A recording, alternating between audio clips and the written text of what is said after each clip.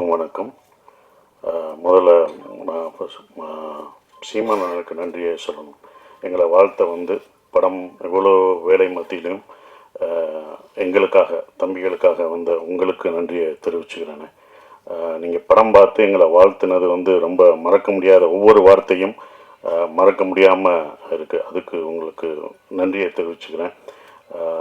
நானும் சரவணனும் அவ்வளோ நீங்கள் சொன்ன வார்த்தைகள் ஒன்றொன்றும் உண்மை, இப்படி நடக்கணும் இப்படி இருக்கணும்னு சொன்ன விஷயங்கள் அதை நீங்கள் மறுபடியும் இதில் சொன்னீங்கன்னா இன்னும் சந்தோஷப்படுவோம் எங்கள்கிட்ட சொன்னதை. அது அப்புறம் வினோத் அவரோட படத்துக்கே வரமாட்டார், ப்ரொமோஷனுக்கு வரமாட்டார், யோசிப்பார். அப்படியே கூப்பிட்டாலும் முகத்தை மூடி மறைச்சிக்கிட்டு பேசவும் மாட்டாப்புல. என்ன ஏண்டா கூப்பிட்டீங்க இதுக்கு அப்படின்னு அவரோட ப்ரொமோஷனுக்கே வரமாட்டார். ஆனால் சரவணனுக்காக இங்கே வந்தது வந்து ரொம்ப சந்தோஷம். எங்களை வாழ்த்துனதும் வினோத் வந்து அவ்வளோ சீக்கிரம் யாரும் எந்த படத்தையும் எங்களை பற்றிலாம் சொல்ல மாட்டார். இப்போ ஆச்சரியமாக இருக்குது, சொன்னது ரொம்ப சந்தோஷமாகவும் இருக்குது. ஸோ அப்படி ஒரு படத்தில் நான் பண்ணியிருக்கோம் அப்படின்ற ஒரு விஷயம் சந்தோஷமாக இருக்குது. சந்தோஷ் எல்லாருக்கும் என்னுடைய நன்றியை தெரிவிச்சுக்கிறேன். வந்த அனைவருக்கும் இவங்கெல்லாம் சரவணோட நண்பர்கள், அவங்க எல்லாருக்கும் நன்றியை தெரிவிச்சுக்கிறேன். எங்கள் டீம் சார்பாக தெரிவிச்சுக்கிறேன்.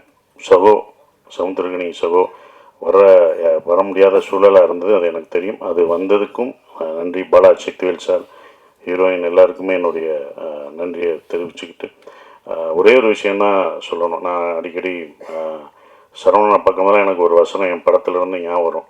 உங்கள் நேர்மை எனக்கு ரொம்ப பிடிச்சிருக்கு அப்படின்னு சொல்கிறது. அதுதான் சரவணனை பக்கமாக அந்த நேர்மை எனக்கு ரொம்ப பிடிச்சிருந்தது.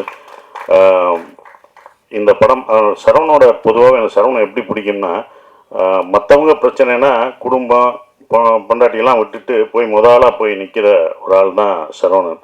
நானே சொல்லியிருக்கேன், எதுக்குங்க வாங்க வேலையை பார்ப்போம் அப்படின்னும். ஆனால் எல்லாத்தையும் சாப்பிட்றதெல்லாம் விட்டுட்டு போய் முதலாக போய் நிற்கிற ஆள் அவர் தான். இப்போ அவருக்கு தெரிஞ்சிருக்கும் உங்களுக்கு பின்னாடி யாராக இவங்க தான் இருக்காங்க, அது யார் நிற்கிறான்னு பார்க்கணும். ஏன்னா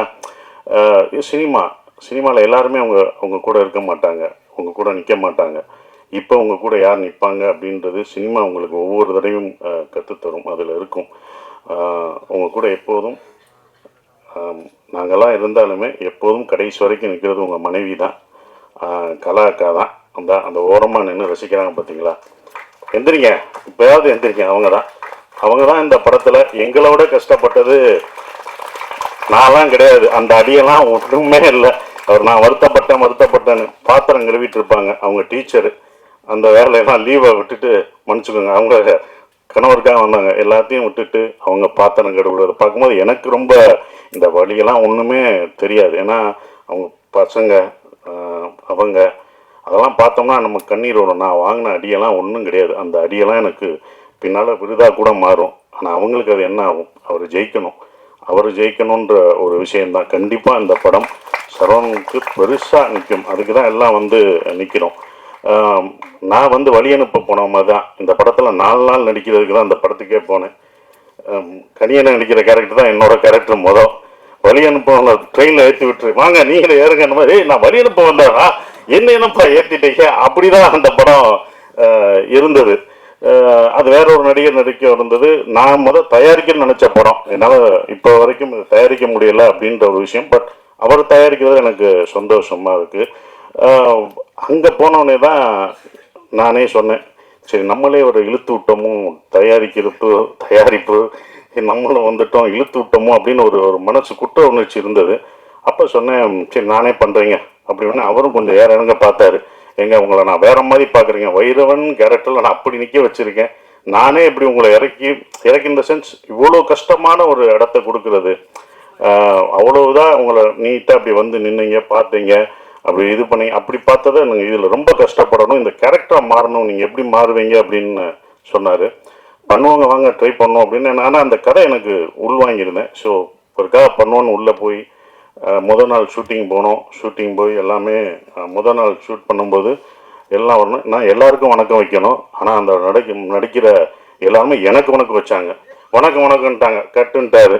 நான் அப்புறம் அவங்ககிட்ட கெஞ்சி நீங்கள் வணக்கம் வைக்காதீங்க, நான் தான் அந்த இடத்துல வணக்கம் வைக்கணும்னு. அவங்க என்ன ஒரு நடிகராகவே பார்த்தாங்க.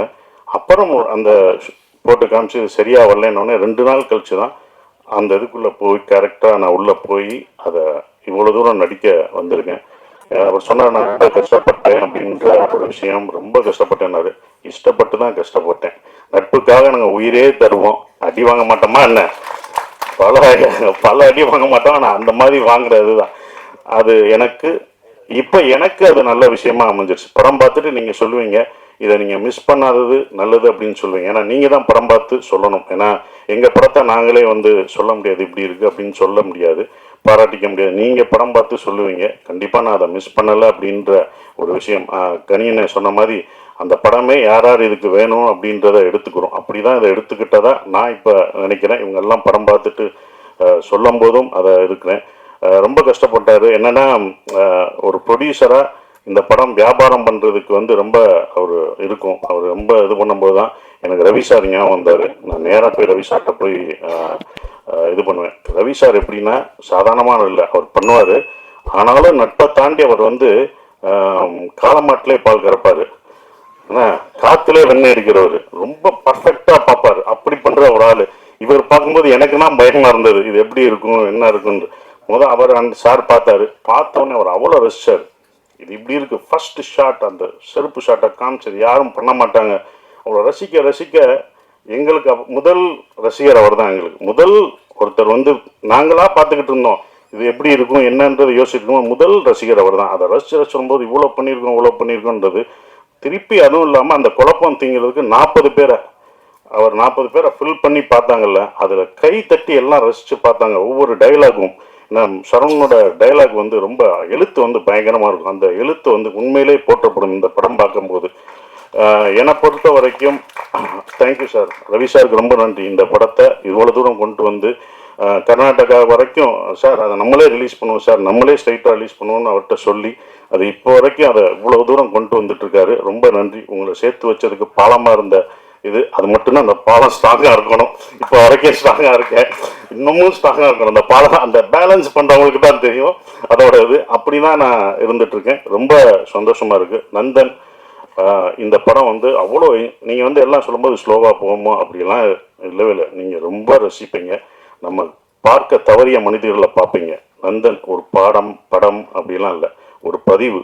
சரவணன் வாழ்க்கையிலையும் நான் இதில் நடித்ததில் எனக்கும் ஒரு பதிவான ஒரு படத்தில் நான் நடிச்சிருக்கேன். ஒரு பதிவில் நான் இருக்கேன்றதில் ரொம்ப சந்தோஷப்படுறேன். எல்லாருக்கும் என் நன்றியை தெரிவிச்சுக்கிறேன். அப்புறம் ஜிப்ரான் வந்து இதில் அந்த மியூசிக் நான் நடக்கும்போது இந்த ஒன்று யோசிப்போம், நம்ம நடையை மாற்றணும் அப்படின்னு. இந்த படத்தில் நடையெல்லாம் மாற்றி நம்ம ஸ்லோவாக நடந்தோம், இதுக்கு ஒரு மியூசிக் இப்படி வைப்பாங்க அப்படின்னு நினச்சி நம்ம பண்ணுவோம். டைரக்டரும் அப்படி எடுப்பார். ஆனால் அவர் அது ஒரு பேங்காக போட்டு மாற்றினார். ஜிப்ரான் தான் இந்த படத்தை இன்னமும் பிரம்மாண்டமாக்குனது. அந்த மியூசிக்கில் நீங்கள் மியூசிக் பார்க்கும்போது படத்துக்கும் அந்த மியூசிக்கும் வேற ஒரு இது தெரியும், ஆப்போசிட்டாக இருக்கும். அப்படி பிரம்மாண்டமாக்குன ஜிப்ரானுக்கு என்னுடைய நன்றிகளை தெரிவிச்சுக்கிறேன். நன்றி, வணக்கம்.